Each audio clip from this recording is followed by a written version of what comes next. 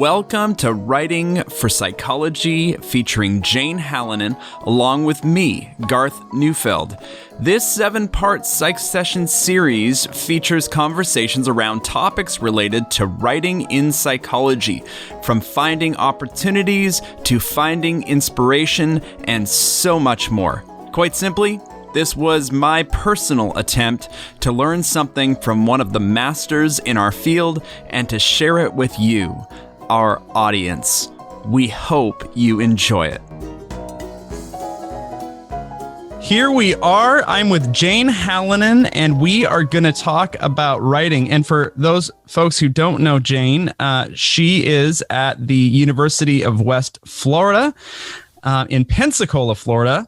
And we're going to talk about writing. And you've done a wee bit of writing in your career. Is that safe to say? I think that's fair. And tell me about the most recent piece that you've done, just if folks are kind of looking for, something to just see kind of your style and what you're writing about and your thoughts. What are you working on right now, or what have you recently put out?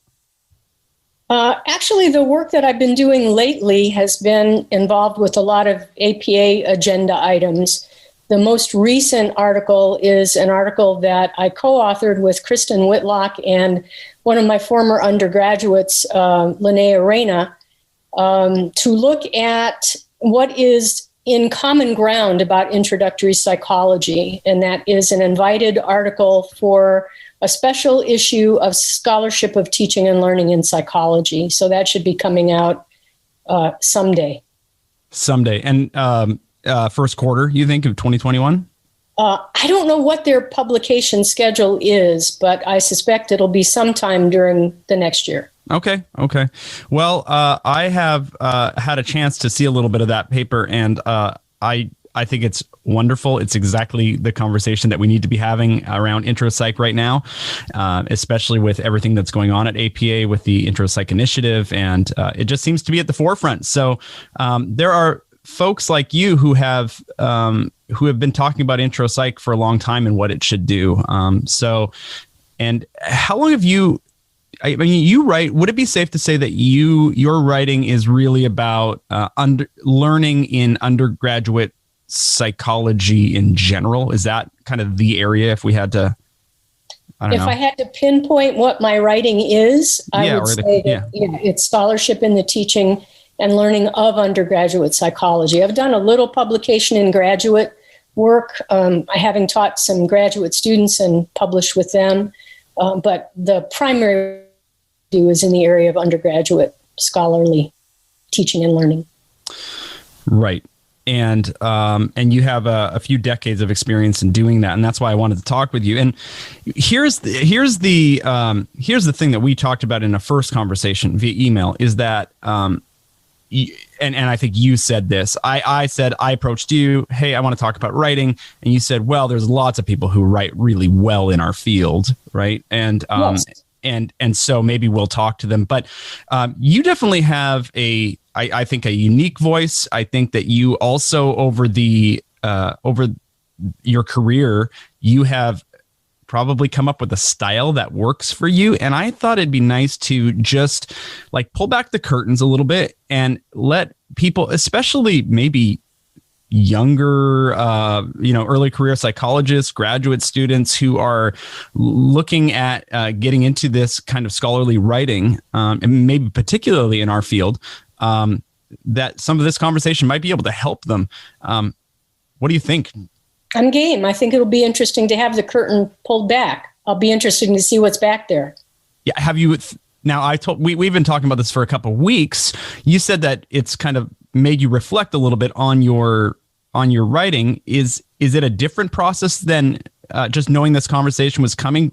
Did you think differently about your process?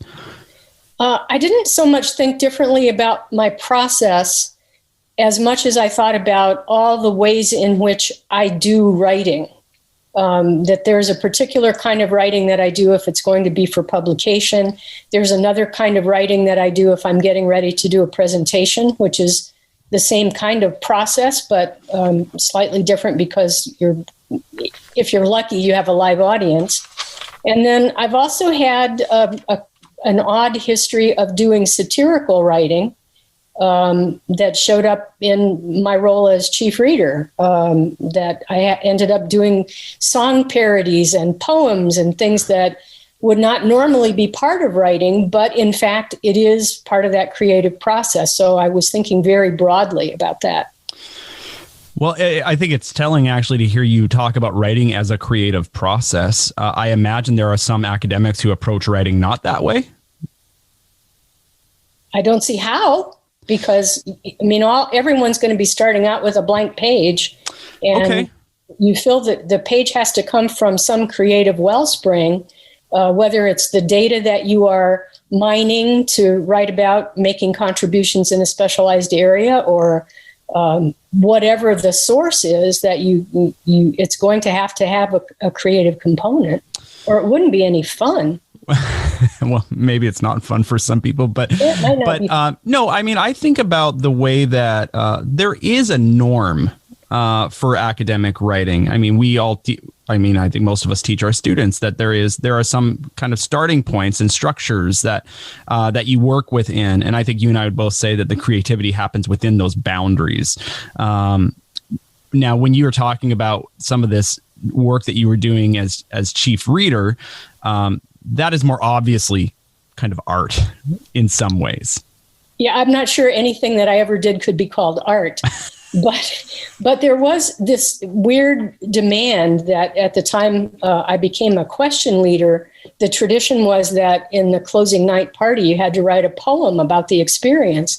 And honestly, I almost didn't take the question leader job because I was really frightened about that performance demand. I wasn't afraid of any of the management things attached to being a question leader, but that poem, you know, I would stay up all night the night before the party to make sure that my poem was not awful. And I do remember Bill Addison, one of my favorite people at the reading, came up to me after one and he said, "Ooh, that poem was good. It rhymed and everything." So high praise indeed for that work. Then when I became chief reader, I decided that I would exploit an old bet that the evil Dr. Susie Baker and I had that resulted in some karaoke singing, that, you know, every year I was gonna sing the rules for how you get ready for the week that would follow in the AP reading. And so every year I'd take a very different song and distort the lyrics to try to tell people what they had to do as a reader so it wouldn't be boring. And I had so much fun with that I think people enjoyed not having, here's what you're supposed to do, here's what you're not supposed to do, written out as a litany of rules, but as entertainment. Well, the fact that you think about, because really what they're asking you to do, even in something like that, is they're asking you to deliver some information to people, right? Yeah. But you found, not only did you find a creative way, I mean, we could come up with a crappy poem right here in about 5 minutes, right? But you decided to do it well, and you decided to do it thoughtfully, considering your audience, and you said something about how it would be received, which is it's for you, this creative process of writing, and I know it should be for all authors probably, but you are really thinking about your audience when you are putting something together.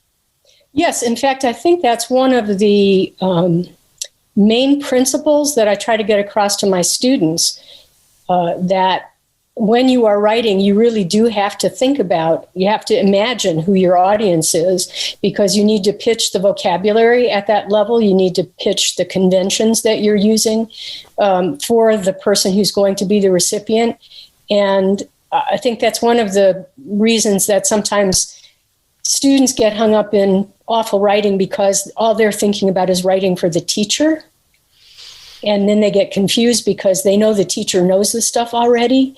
And so then they don't exactly know how to translate what they're doing into something that is meaningful.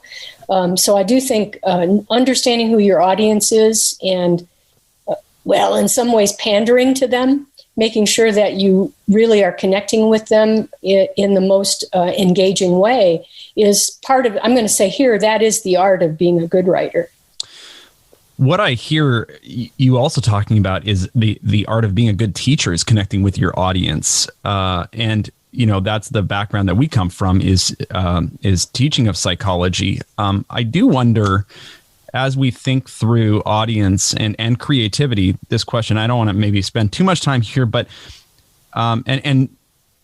no disrespect to researchers primarily, but when researchers where research is the biggest part of their job in higher education, and they are submitting to journals, so our psychologist colleagues in maybe other divisions or something like that. There may not be as much on a daily basis. They may not have to think about audience quite as much as we do. We get in the practice of it almost every term, looking out at a sea of faces in our classes, right? Well, they may not have to, but I think that's one of the reasons that I'm going to make this claim that may not be very popular. The vast majority of psychological writing is terrible, in part because there's a kind of pressure to produce an objectified voice that lends itself to passive writing, despite the fact that APA says don't do that. People still do that. Students still get trained to write in passive voice rather than active voice. And so I think, and let's throw in, use the biggest words you possibly can to prove that you've got a doctorate. By the time that finishes, the quality of writing that exists in a lot of psychological literature, I like to say it makes it literature, that it's stuff that no one is ever going to read. It's just going to be litter in the libraries. Whereas if you take a writer who is really good, that there is a way that the ideas come off the page at you because you get swept up in what that person is going to say. And I'll just give you a good example that comes out of my teaching, not my writing.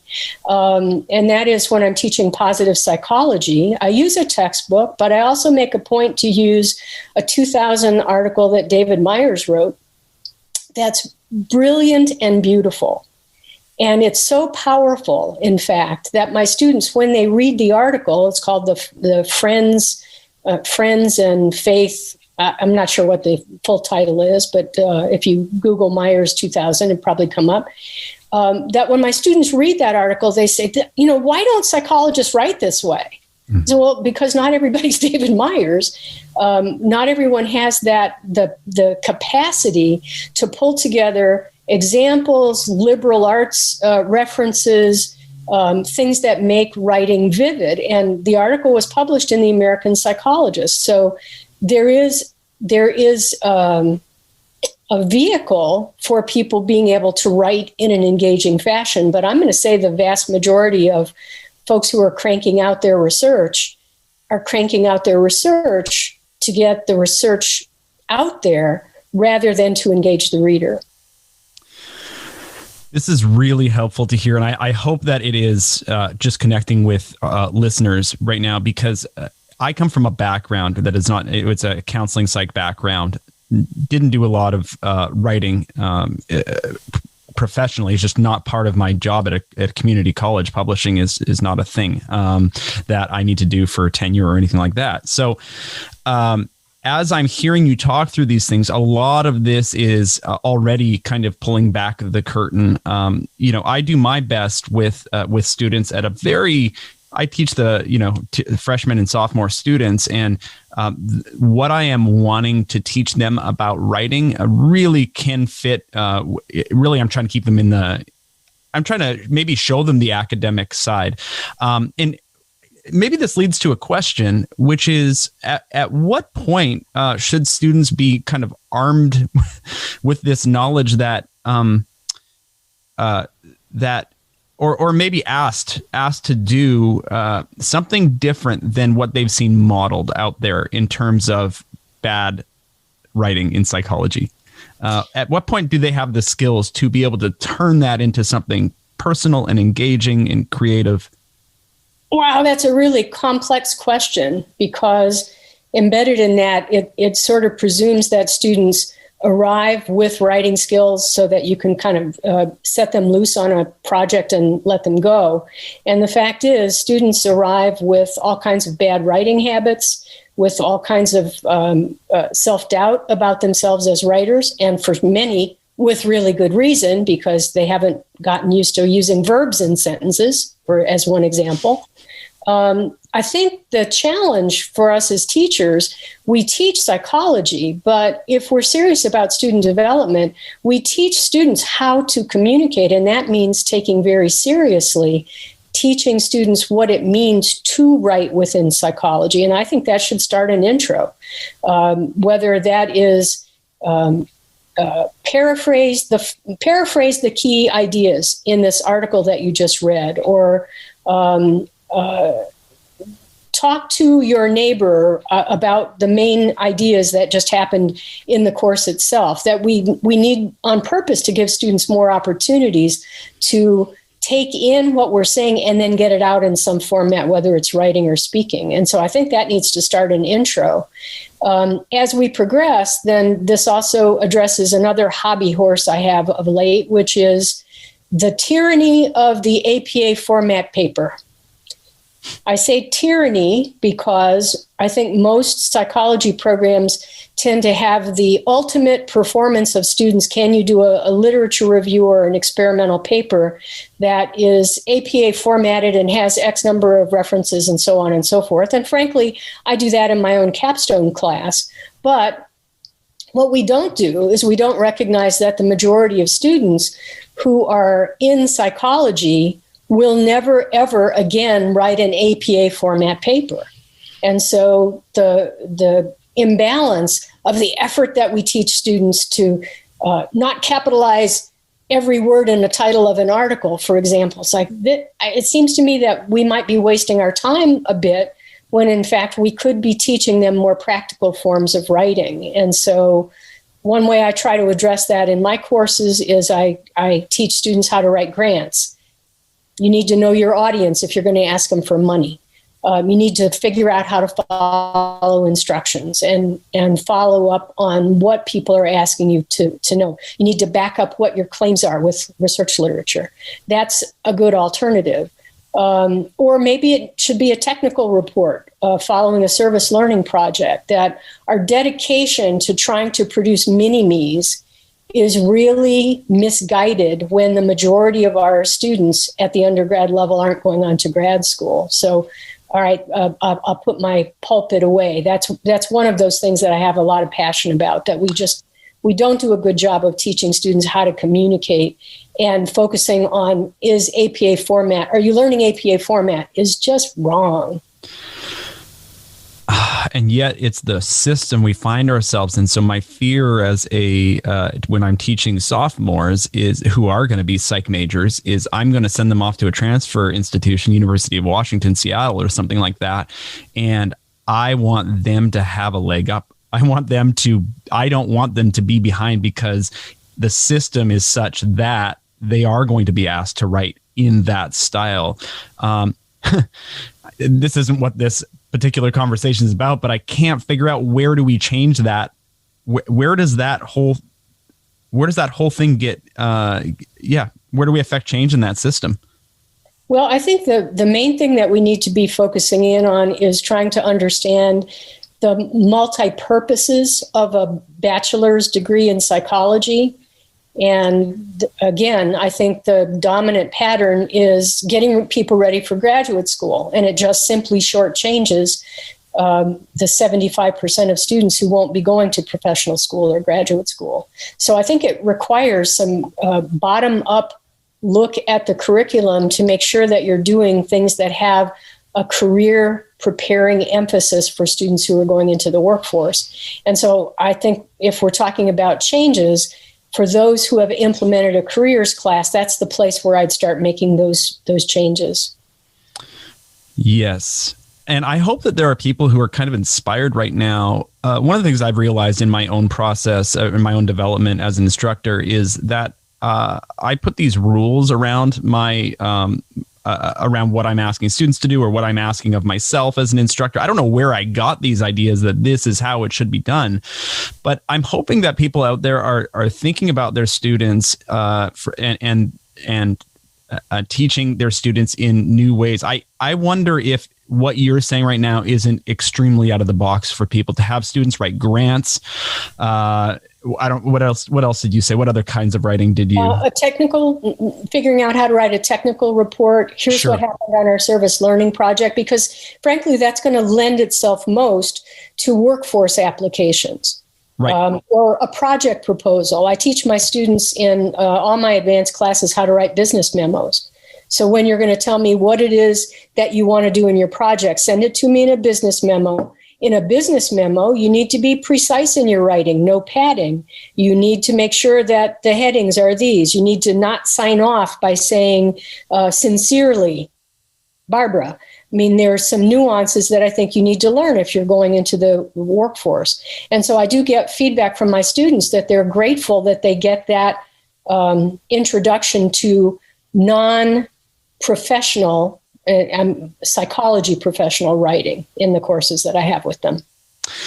Yeah, and just a reminder to people that some of what we're talking about, if we haven't been explicit about it, is that most students who take intro psych will never become psych majors, like Nope. 90% of them, or maybe higher. I can't remember exactly what that number is. And many of our students who graduate with a psych degree are not going to go on to graduate school. They're going to go into the workforce with it. And so I know that you're talking about what other kinds of skills can we give students that will actually help them? And I hope that there's an instructor out there who's assigning APA writing in intro psych who says, maybe I should rethink that.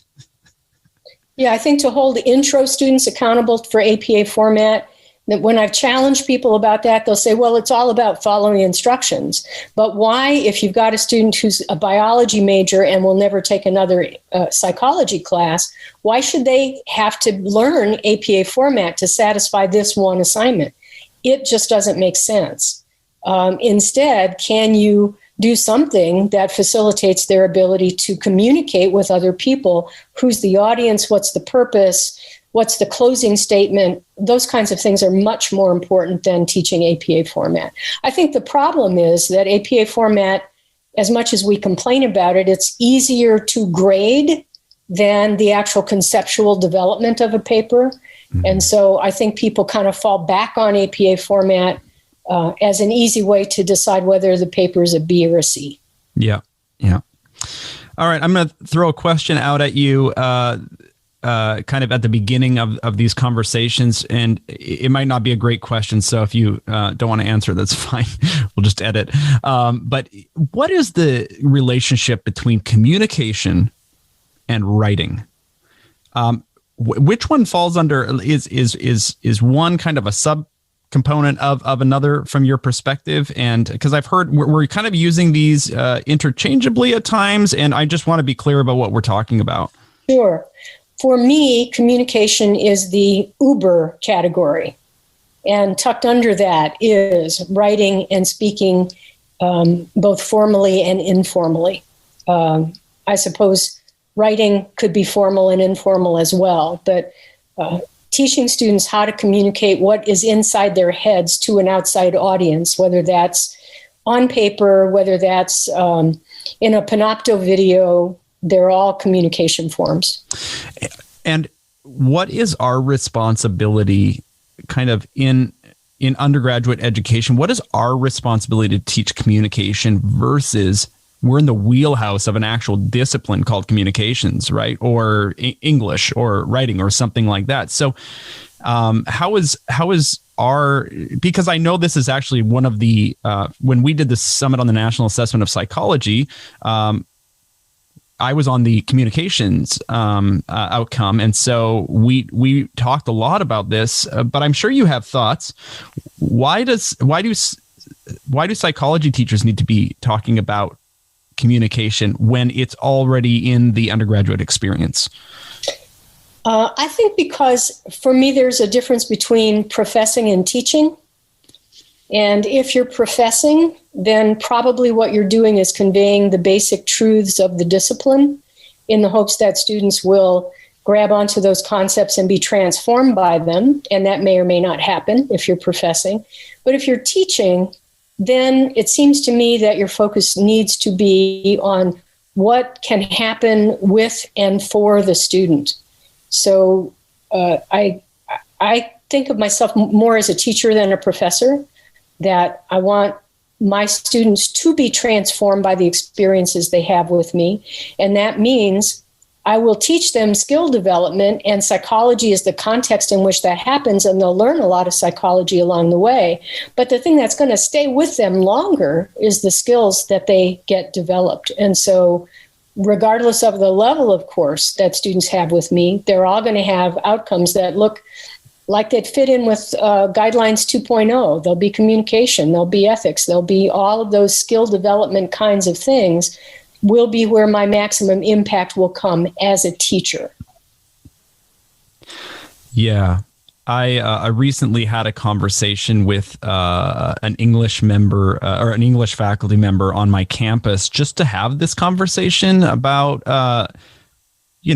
how can we be sure that we are developing the skills that, because we are not writing. Okay, so back up. When Dave Myers was training to be a writer, he hired somebody I said that in a strange way, but he really did train for it. Yes. He put himself under a writer. He paid them to tutor him, to give him feedback, and that's how he became a great writer. He got outside of his discipline, his area. And so I was kind of feeling out with this colleague of mine, is it weird for English and communications folks when psychology and other disciplines have writing as a major part of it? And I'm hearing you say, well, it's absolutely necessary for the learning process to take place, and for transformation, that communications piece just has to be there. What my concern is that we have so many teachers of psychology out there that not only were never trained to teach psychology, like I wasn't, but also have maybe no formal training in teaching communication or writing. Do you think that's a concern, or do you think that's just a responsibility of a teacher to make sure that they are developing that skill for their students and for their courses? I'd probably go with the latter. I do agree that many people enter the discipline essentially untrained. I certainly wasn't trained in graduate school. So when I started my first job, I remember going to the library and pulling McKeeche's teaching tips down and embracing it and sleeping with it and memorizing it to be able to survive what was going to happen. But I also had the good fortune of landing in a place that took faculty development pretty seriously.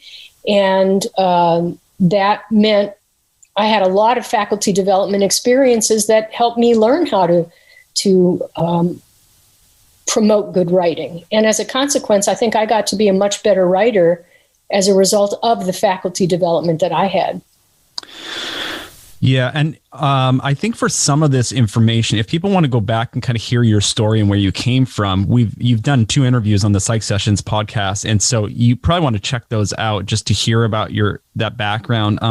Now, you and I had an interesting email exchange this week or last week because you found a very old paper. You want to just quickly tell that story? Yes, I can describe that because I was struck with how serendipitous it was that we were going to have this conversation when I got an email from my undergraduate advisor. Now, keep in mind, I've been teaching 40 years. So my undergraduate advisor, God bless him, decided to get in touch with me. He was cleaning out something and found a paper that I'd written. And as best I could tell, that was written in 1970. And he forwarded it to me. And as I looked at it, I was stunned. First of all, why would he have that paper after so many years? And second, that I didn't recognize it at all. It was written on a typewriter. This was even pre-IBM Selectric days, so you could see all the care of making sure that everything is typed properly. I believe I was part of an honors program where every semester I had to pick a course and do a term paper in the course. That was the essence of the honors program. So I'm pretty sure it was in connection with that, but it was about sensation and perception, the area of psychology that I like to refer to as my soft underbelly, the one that I know the least about. And as I read it, I was thrilled that it actually made sense. That part was good, but the irony of seeing something that I'd written that long ago, I mean, literally 50 years ago, was surprising and just funny in connection with the conversation that we were going to have. Yeah. So had you been in touch with this person over the years? I have. Okay. I was actually pretty close to two of my undergraduate faculty members, the department head, who just sadly passed away last year, Bill Hepler, and the person who is probably most responsible for me getting involved in research. And that's the person who sent me the paper, and his name is Burt Woodruff. Yeah, well, that's really interesting. And so looking back on it, how would you have, if you were looking, if that was a student paper, do you have any thoughts about how you would have thought about it? Yeah, if I were, if that had been, let me just say, if it were a paper that I had graded, there would have been a rubric. So that whatever the accomplishments were would be clearer. Whatever the elements that needed to be corrected would be clearer. I think way back then, the practice was pronounce the paper, which grade category, and maybe give a 1 or 2 word conclusion about what the quality of the paper was. And so there was not much in the way of student development in the paper. But I think that's also a teaching style issue. Right. Yeah. Well, that was a really neat email or story to hear about last week, and especially with this conversation coming up. I know we went in a lot of different places in this in the conversation we've just had, and not all of them were just about kind of writing, which is what we want this series to be, is kind of your thoughts and your process about the way that you approach writing. But I think they were necessary. It was a necessary conversation to have, because what I'm learning from you is how you see it generally, the purposes that you see for it. And of course, those are going to trickle down to your classroom and to the way that you interact with students and the kinds of undergraduates you're kind of putting out there into the world. So I think it's necessary. I know that we have a couple of different topics that we were thinking through for this. And as we hit these, I'll just kind of, we may not get to all of these, but here are some of the ones that you and I have kind of come up with in our messages, and making and getting opportunities to write, inspiration and creativity, which we kind of touched on here today, organizing and composing, the importance of revising. And I love this one that you came up with, which was withstanding feedback. I also could see that, and maybe these fit under these existing categories that I've just mentioned, but how to plan for the different type of writing that you are doing and how to approach it differently, depending on who you're writing for. And I think that's also related to audience. And so here's what I think we should do. I think that we should continue on this conversation. Now that we've got this under our belt, think about anything that we may have missed in our original list, and then really start to get into it and get some of Jane Halonen's opinion about how maybe one successful way of approaching writing in our disciplines. So what do you think about this plan, Jane? I think that sounds reasonable. Okay. What would you like to talk about next?